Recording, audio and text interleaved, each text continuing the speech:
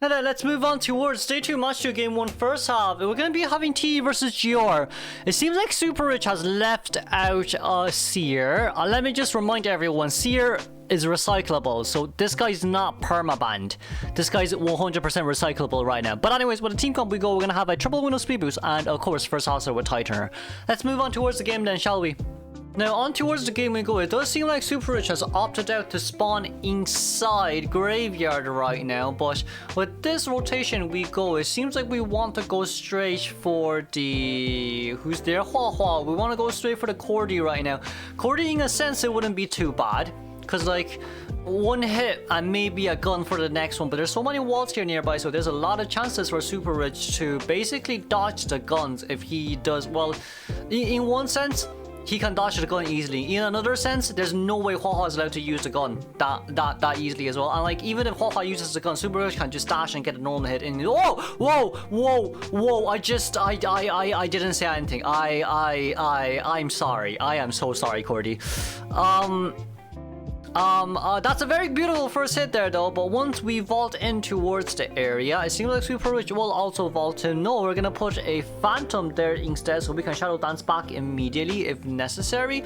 But jumping in right there, we're gonna give an Owl towards the Cordy. Cordy who decides to not go straight towards middle. It seems like we're gonna time the Owl there quite well, but not having Window Speed Boost right there kinda does hurt. So once again, Cordy's kinda dead here. Wait, no, wait, we lost the Cordy just a little bit. Cordy running straight towards the corner right now. It's should be around 90 seconds by the time that Cordy actually gets down on towards the ground. So I do think Super Rich losing Cordy there bought like a free 20-second containment. And 30... Well, the Cypher Machine's already on us, done. But if it wasn't for the Owl right there, they definitely would not have enough Cypher Machines. So like, on one side, you could say, hey, look, maybe we should ban Seer. But on the other side, it's kind of like saying, Haha did also miss a gun, so if that gun registered, I don't think it's gonna end well for Super Rich. I genuinely don't think it'll end well for Super Rich. But like, once again, that's kind of one of the pros of playing Sandria. But it's not something that I would be able to, how do I say, I would be able to enjoy, because I'm just gonna get 130 MS every game. Because I'm not American. Anyways, seems like we're gonna opt out for no rescue, right? No rescue isn't bad, because like we can get the other two survivors to decode the last two Cypher Machines, and First Officer can actually just go finish his own Cypher Machine later. But if First Officer wants, I think it wouldn't be a bad idea to rescue right after half as well. Well, not right after half, but like a full chair rescue. We aren't able to get a normal hit right there, sadly. I feel like all Sandra means they should just hit instead of doing charge attack hits. But if we're able to get a normal rescue in, First Officer should be able to finish his own Cypher Machine. And by the time that Super Rich has chaired the Cordy, there will be only around like 15% Cypher Machine remaining, so it wouldn't be too bad. We did get a no damage rescue there as well though, which is brilliant. So this means quite a lot for T right now. It means that they're guaranteed tie, and it means that First Officer can save his items for end game here as well if Sandra does chase after First Officer. But for Sandra's side as well, after this chair, she's gonna have to go out and start, you know, picking on survivors and forcing them to consume their items. But with a excitement in play as well, it seems like the excitement will be useless. I mean, Super Rich definitely wanted to use the excitement against the Cordy for the first gun, but like, Haha knowing this as well, sadly the gun didn't register, but if it did register, it will be a whole different story. We are only missing the 75% Cypher Machine right here. We could potentially be teleporting. It just depends on how Sandra feels right now as well. It seems like Seer's gonna rush out immediately just so we don't get, you know, cornered in that area. And the best case scenario for the survivors here is to open a completely new Cypher Machine. Let's see the Cypher distribution. They're actually pretty far away. One's at the other corner. Well, there's a Cypher at a corner each, diagonally. So it's quite a long way from one area to another. But knowing this as well though, we're gonna start, yeah, as long as First Officer starts that Cypher Machine, everything's fine. Because like, for Seer, he wants first chase. Oh, he got a pallet hit though. Oh, he didn't get a pallet hit though. He got a normal hit register right there. For Seer, didn't get it right there, Sandria. You're very close. You're also not too far away. Didn't get the hit there. Once again, Seer is doing a brilliant job. Wow. But look at the Cypher Machine. It's primed. It's primed. It's basically 100% right now. Unless Sandra TP's here, but I don't think that'll be possible. Because even if you TP, I feel like the Cypher Machine will be primed anyways. For Ihua here, you should not be using your items. Ihua shouldn't be using his items here. He needs to save the items as much as possible for end game. right? Because like once again, even if it's a 3-man endgame, this is a Sandria at the end of the day. Seer doesn't have an owl just yet. He should be able to get one soon though. We vaulted over there once again, but with Seer's knowledge as well, he isn't too worried about... Oh, Terror Shock. Oh, that's a Terror Shock. Ooh, wait a second, that's a Terror Shock. First officer does have a watch. He does have a watch, but we're still waiting to see if Sandra is gonna teleport or not. It's Acrobat at one of the gates right now. Acro is opening the gate, but that gate's gonna take more than 22 seconds to open. That's the issue. First officer is in middle though, so that's at least a good sign. Hey, oh, we excitemented. Yeah, it's a tie guarantee. Should be a tie. Wait a second, Yihua's nearby. Wait. First officer's nearby. Ooh, that was very close of a hit. But first officer needs to survive here until Seer dies. That's quite a heavy task, if you wouldn't mind me saying. Oh, he dodged it all. Oh my lord, Super Rich dodged it all. That's a charge attack hit down, and we're fast crawl speed, but it's not enough. Dungeon wasn't open as well. Let's congratulate 3K. Wow, I did not expect that. Moving on. Now then, moving on towards second half, we're gonna have T Pepe coming out. It's Pepe. It's Pepe. Okay, I could say Pei, but it's Pepe. It's gonna be a normal Sandra here for the 3-man elimination. We're gonna be seeing that Gardner coming out. This is quite a tanky team, right? But let's just see how this game goes then, shall we?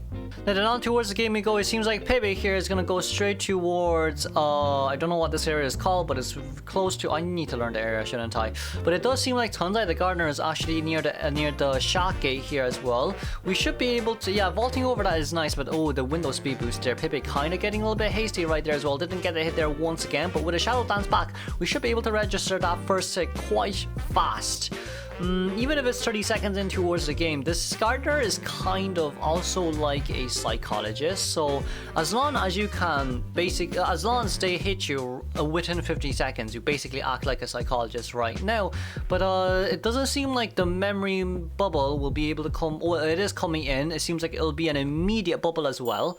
Considering the fact that Sandra did cancel the bubble animation right there, that is not the best Shadow Strike, but we gotta take what we can take. Tonsai here is also trying to contain for as long as possible, but being able to get towards that window there is huge. It is absolutely huge, but taking that window speed boost, trying to rotate it away as much as possible here. There is no blink, there is... Oh, that's gonna be immediate. Yeah, that's gonna be immediate bubble. That's why bubbles are so good. Getting the pallet stone right there. That should not be happening, Pepe. In a situation like that, that should not be happening. And we'll be able to get the pallet down there. It is going to be a 100-second down. If we can manage to put down that pallet and get a 100-second down, everything is fine. But anyway, Shadow Dancing here back once again. It seems like we're into a 5-second cooldown on Shadow Leap, surprisingly. But with a 100-second containment here again as Gardner. To be fair, Gardner did well herself. Right, Gardner did really well herself, but I just feel like the triple hits are just scary, isn't it?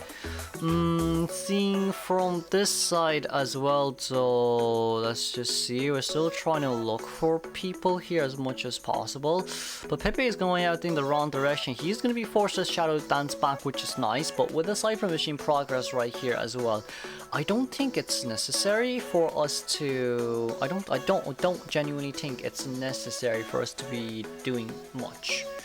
Especially in a situation like this, it just depends right now. Mercy can definitely come in for the before half rescue. Well, it's necessary to do so, but they're missing 2 full Cypher Machines. Mercy coming in, Mercy getting a normal hit. That was on Terror Shock hit, which is a little bit unfortunate, but Gardner here once again, still standing still for the... He's standing still for the next bubble.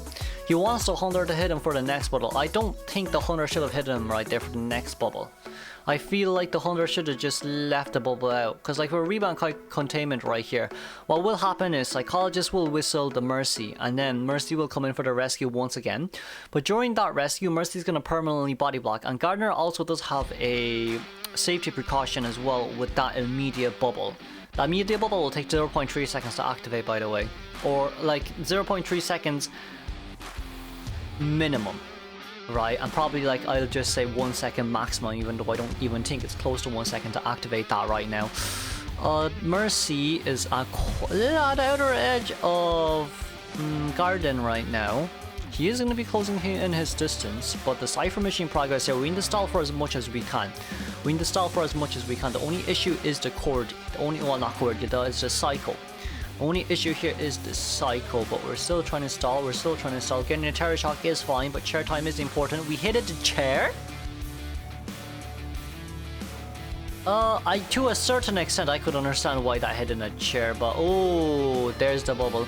There's the Windows speed boost. There's the rush out. There's the Cypher Machine Prime. Tundai is containing so... Oi!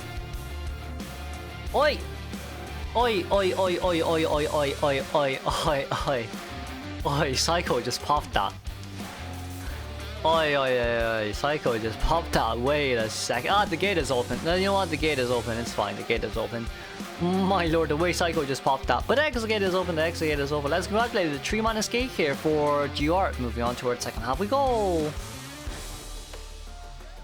Nice gun.